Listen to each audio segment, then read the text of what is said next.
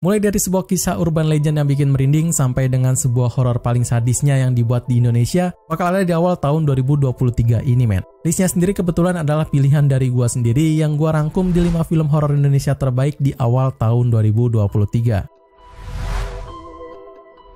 Pembukaan yang bakal gue kasih ke kalian kali ini bakal tentu gue kasih yang serem-serem ya. Dengan sebuah kisah horor menarik yang tentu bakal cukup sadis, mengerikan, dan juga bikin bulu kuduk kalian merinding. Sewu Dino berkisah di tengah kesulitan ekonomi yang melanda seorang perempuan bernama Sri yang akhirnya sekian lama ia menganggur, ia pun diterima bekerja dengan sebuah keluarga misterius bernama Atmojo. Ia berani dibayar tinggi karena keunikan tanggal lahirnya pada Jumat Kliwon tersebut. Bersama Erna dan juga Dini, mereka terperangkap di sebuah gubuk tersembunyi di hutan yang diberi tugas untuk merawat cucu Mbah Karsa Atmojo yang tak sadarkan diri akibat kutukan santet dari Sewu Dino. Buat yang pengen nonton film horor dengan kisah yang panjang dan tentunya santuy, tapi lama-kelamaan bikin merinding ya. Nah, ini adalah salah satu filmnya yang harus kalian tonton, men. Walau jump scare-nya memang agak cukup diminimalisir, tapi ini film sukses banget menghadirkan nuansa horor yang bakal beda dari film-film horor Indonesia lainnya. Editing, masking, dan beberapa hal teknis di dalam film ini pun gua rasa sih not bad ya. Apalagi didukung oleh para aktor dan memang all out banget di film ini. Ini film adalah film slow burn. Buat menikmati film ini, kalian harus nyantui dulu, men. Dan nikmati ceritanya gitu ya. Gue jamin gak akan mengecewakan kok. Terbukti juga sama ratingnya yang ada di 6,5 dalam penilaian situs IMDb. Oke, lanjut dengan film-film horor Indonesia lagi yang kali ini tentu bakal lebih bikin serem lagi, men. Apalagi nih film bakal menggunakan sebuah isu-isu rumor urban legend yang sering banget dikaitkan dengan hal-hal mistis. Waktu Maghrib bakal menceritakan tentang dua orang anak bernama Adi dan juga Saman yang terus-menerus menghadapi hukuman dari seorang guru bernama Bu Woro dengan secara tegas dan juga menjengkelkan. Namun pada suatu hari rasa frustasi Adi dan Saman ini mencapai puncaknya dan tanpa mereka sadari mereka mengucapkan sebuah kutukan pada Bu Woro di saat azan Maghrib berkumandang. Well, salah satu primadona kedua sebelum Sewu Dino tadi yang mungkin udah kalian tunggu-tunggu selama ini filmnya ya, men. Ini film seru banget sih ya, walaupun emang terlihat nggak terlalu menyeramkan, tapi nyatanya pas kalian tonton bakal bikin merinding loh. Bahkan pas udah pulang dari bioskop pun bakal terasa gitu ya, merindingnya ya. Ceritanya sendiri sangat unik yang memang menggunakan sebuah rumor, isu, atau mitos yang memang udah sering banget dibuat untuk menakut-nakuti anak kecil gitu. Nah, hal tersebutlah yang menjadi bumbu utama yang disajikan di film ini dengan sangat-sangat baik, men. Para pemerannya juga mungkin buat kalian yang memang bukan movie lovers masih belum akrab lah sama mereka ya. Tapi tenang aja, yang menjadi fokus utama selain ceritanya tentu adalah pemainnya, men. Di sini mereka benar-benar keren banget dan buat filmnya semakin mencekam lagi lah. Well done lah pokoknya. Walaupun masih belum bisa menggebrak top tiernya kancah film Indonesia, ini film udah membuat para penontonnya seneng sih. Karena ada film horor yang keren lagi gitu. Dengan ratingnya yang di 6,5 dalam penilaian situs IMDb.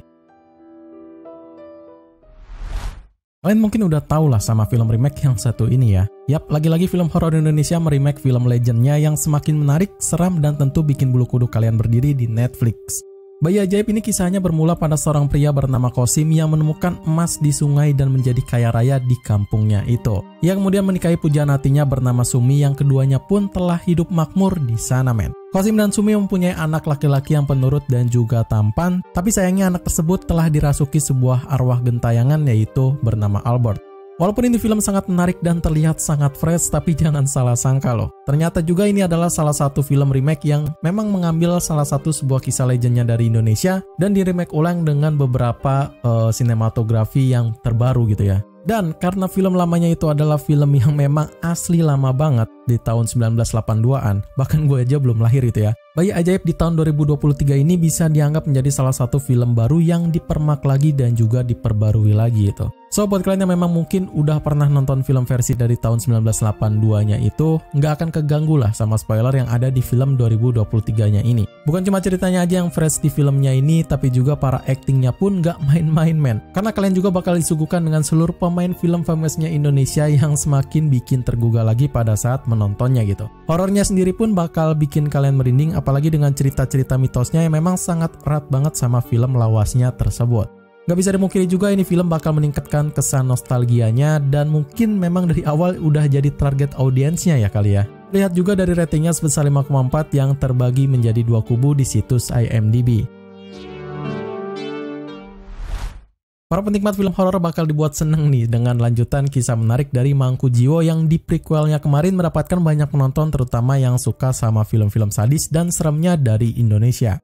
Mangku Jiwo 2 ini ceritanya bakal berawal dari pengungkapan sebuah trauma dari si Uma yang berhubungan dengan misteri kuntilanak dalam hidupnya itu. Nyi Kenanga, Brotoseno, dan Carmilla kini telah menggelapkan hatinya demi kejayaan dari sekte Mangku Jiwo tersebut, men. Sekte Mangku Jiwo adalah sebuah sekte yang menjalankan sebuah pesugihan lewat kuntilanak dengan banyak pengikut yang meluas di daerah tersebut.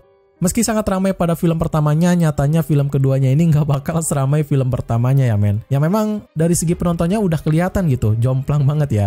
Bukan cuma dari segi penontonnya aja, ceritanya pun nggak seseru film pertamanya men. Ini jujur dari pas gua nonton sendiri ya. Mereka membuat elemen horor pada sequelnya ini agak terlalu lebay gitu. Dan juga agak terlalu maksa men. Tapi nggak bisa dimungkiri juga sequel dari film Mangku Jiwo ini bakal lebih menarik dan lebih improve lagi dari film pertamanya kemarin. Yang mana bakal ada banyak banget editing keren yang ada di film ini.